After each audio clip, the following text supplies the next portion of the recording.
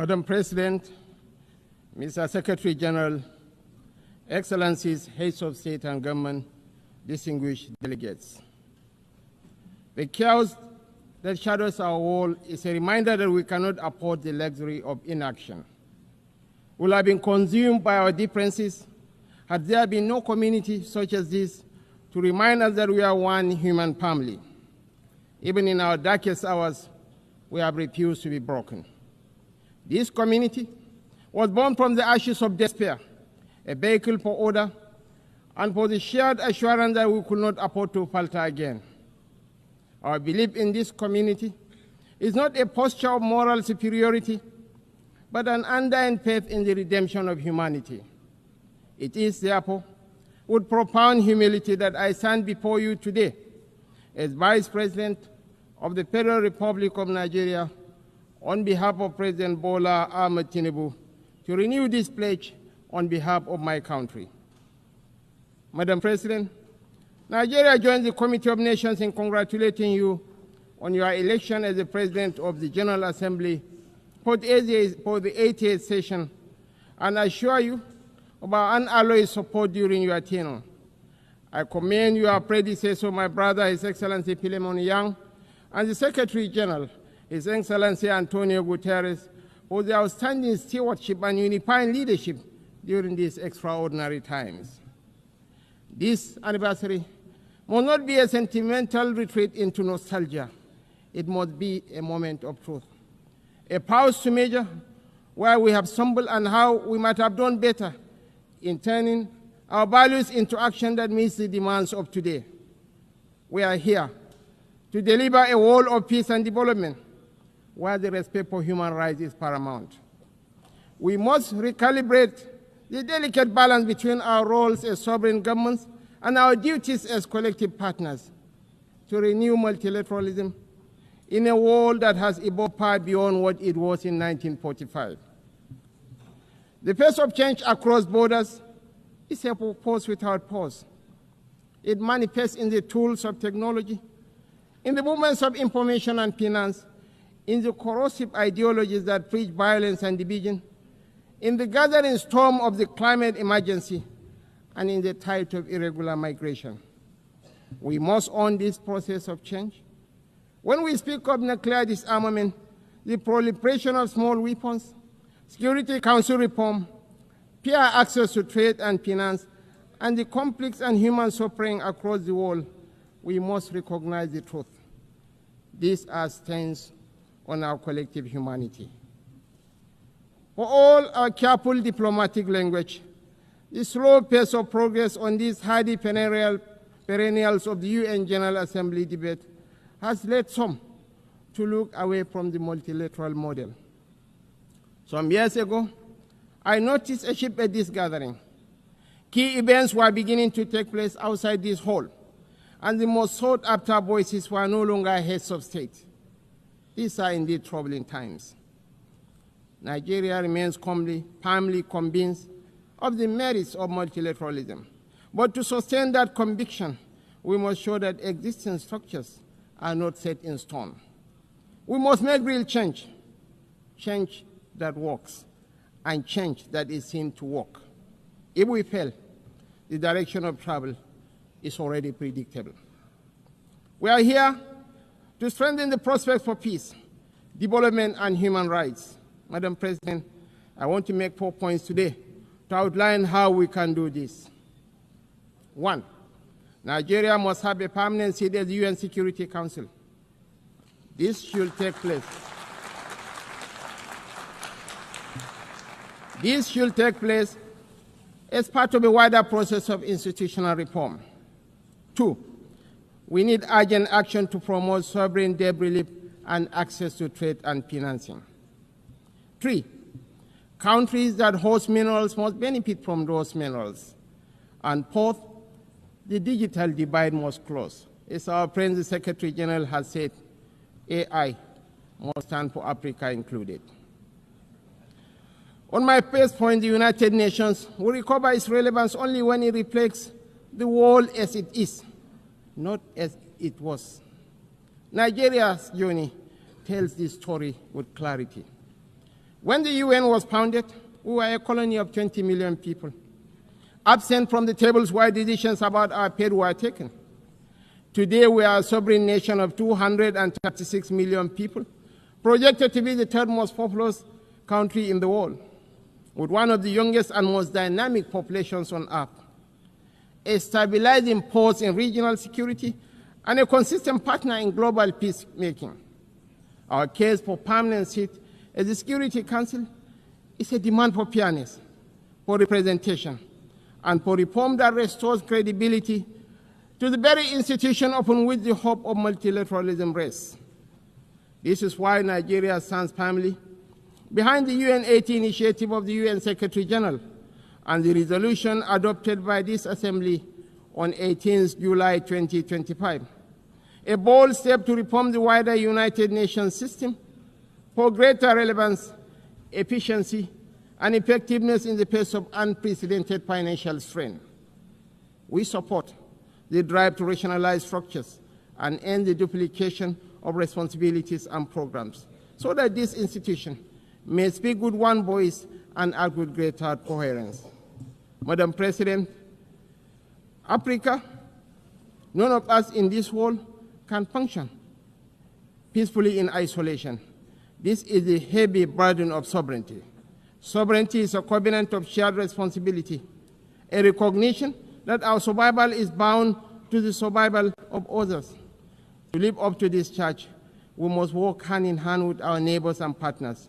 We must follow the trails of weapons, of money, and of people. For these forces, too often driven by faceless non-state actors, ignite the fires of conflict across our region. Madam President, Nigeria's soldiers and civilians carry a proud legacy. They have participated in 51 out of 60 United Nations peacekeeping operations since our independence in 1960. We have stood with our partners in Africa to resolve conflicts, and we continue that commitment today through the multinational joint task force. At home, we confront the scourge of insurgency with resolve. From this long and difficult struggle with violent extremism, one truth stands clear. Military tactics may win battles measured in months and years, but in wars that span generations, it is values and ideas that deliver the ultimate victory. We are despised by terrorists because we choose tolerance over tyranny. Their ambition is to divide us and to poison our humanity with a toxic rhetoric of hate. Our difference is the distance between shadow and light, between despair and hope, between the ruin of anarchy and the promise of order. We do not only fight wars, we pit and shelter the innocent victims of war.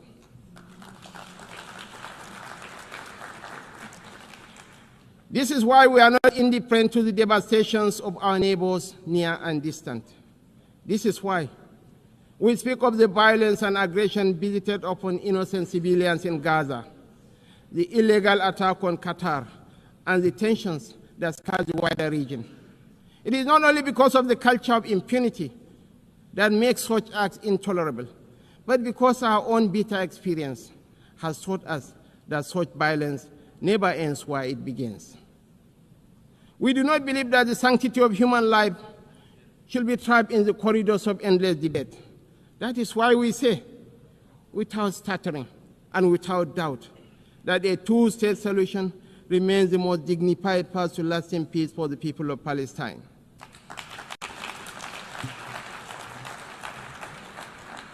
For too long, this community has borne the weight of moral conflict. For too long, we have been caught in the crossfire of violence that offends the conscience of humanity. We come not as partisans, but as peacemakers. We come as brothers and sisters of a shared wall, a wall that must never reduce the right to live into the currency of devious politics. The people of Palestine are not collateral damage in a civilization searching for order. They are human beings, equal in worth, entitled to the same freedoms and dignities that the rest of us take for granted. We want to make the choice crystal clear. Civilized values over fear. Civilized values over vengeance. Civilized values over bloodshed. We show the opportunities that peace brings, just as the extremists hope to drive apart rival communities and different religions. We work through multilateral platforms within the rule of law to build the consensus and support that makes this immensely difficult and dangerous task that much easier. This is how we deny our enemies the space they crave to fuel tension and despair. It is our experience that this offers the best, perhaps only hope for peace, reconciliation, and victory for the civilized values of a shared humanity. Nigeria is a diverse country, also recognizes the variable geometry of democracy in different forms and speeds. For this reason, we are working with the United Nations to strengthen democratic institutions in our region and beyond through the Regional Partnership for Democracy. Madam President, point 2. The price of peace is eternal vigilance. The increasingly difficult security outlook has prompted many member states to count the cost of the emerging world order. We in Nigeria are already familiar with so difficult choices: infrastructure renewal or defense platforms, schools or tanks. Our view is that the path to sustainable peace lies in growth and prosperity. The government has taken difficult but necessary steps to restructure our economy and remove distortions, including subsidies and currency controls that benefited the few at the expense of the many. I believe in the power of the market to transform. Our task is to enable and facilitate, and to trust in the ingenuity and enterprise of the people. But the process of transition is difficult and brings unavoidable hardship. This year, we held the inaugural West African Economic Summit in Abuja to bring investors and opportunities together. The results far exceeded our expectations and are a clear indication of what innovation can deliver. It is in that same spirit of dynamic review that I invite the United Nations to re-examine the best use of scarce resources. One critical area is climate change. It is not an abstract issue about an indeterminate fate to be settled at some distant point in the future. It is not even solely an environmental issue. It is about national, regional, and international security. It is about irregular migration. Truly, this is an everyone issue. We are all stakeholders, and we are all beneficiaries of the best outcomes. Madam President, this is why relevant ministers have been instructed to work with the UN to make the best use of climate funds. We believe there are huge shared dividends to accrue from increased support for education, for resilient housing, for access to technology and financing to allow vulnerable communities to thrive, to become part of solutions rather than problems. Nigeria and Africa have made significant strides in recent years to put our affairs in order. We can take that progress to the next level, a level that presents new opportunities for trade, investment, and profit, if we can assess reforms to strengthen the international financial architecture. We need urgent action to promote debt relief, not as an act of charity, but as a clear path to the peace and prosperity that benefits us all. I'm calling for new and binding mechanism to manage sovereign debt, a sort of international court of justice for money that will allow emerging economies to escape the economic straitjacket of primary production of unprocessed exports. It has been over 4 decades since the Lagos Plan of Action outlined a route away from debt and dependence that highlighted opportunities that today should still be explored for local added value for processing and manufacturing in everything from agriculture to solid minerals and petrochemicals. The African Continental Free Trade Area is a remarkable achievement of cooperation. We remain fully committed to the achievement of the SDGs and are convinced that this can be best delivered by focusing principally on our primary mission of growth and prosperity. Madam President, on our third point, we welcome steps to move towards peace in the Democratic Republic of Congo. We agree that international investment and engagement offer a way out of the cycle of decay and violence. Access to strategic minerals from Sierra Leone in the 1990s and Sudan today, has for too long been a source of conflict rather than prosperity. Africa, and I must include Nigeria, has in abundance the critical minerals that will derive and drive the technologies of the future. Investments in exploration, development and processing of these minerals in Africa will diversify supply to the international market, reduce tensions between major economies, and help shape the architecture for peace and prosperity on a continent that too often in the past has been left behind by the rivalries and competition between different power blocs. We know in Nigeria that we are more stable when those communities that have access to key resources are able to benefit from these resources. This has been our journey in the oil-producing region of the Niger Delta.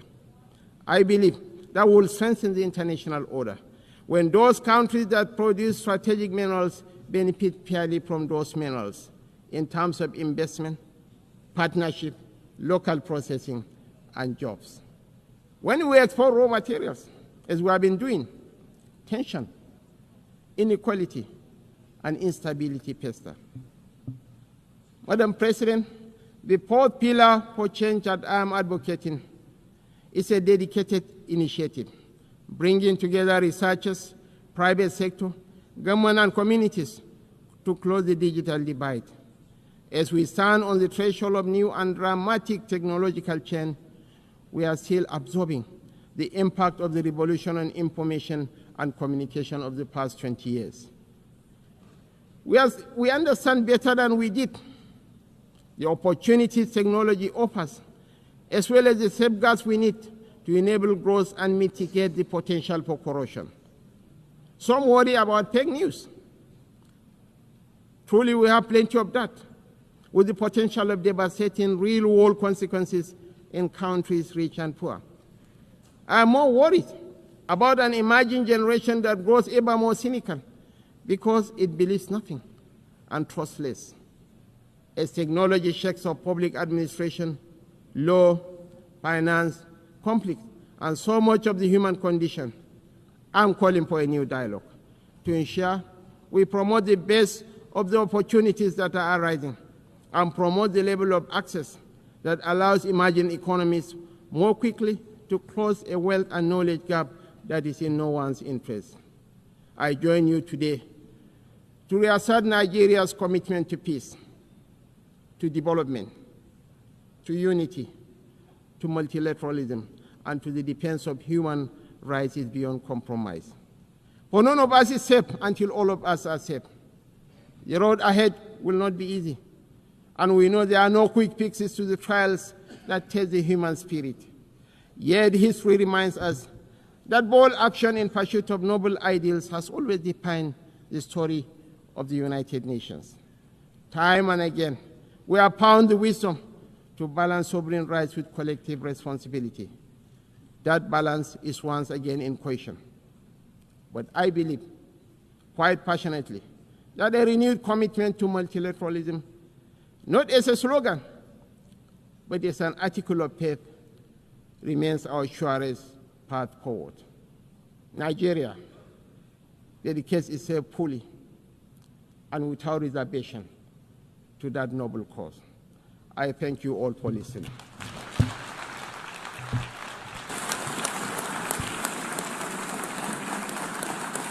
On behalf of the Assembly, I wish to thank the Vice President of the Federal Republic.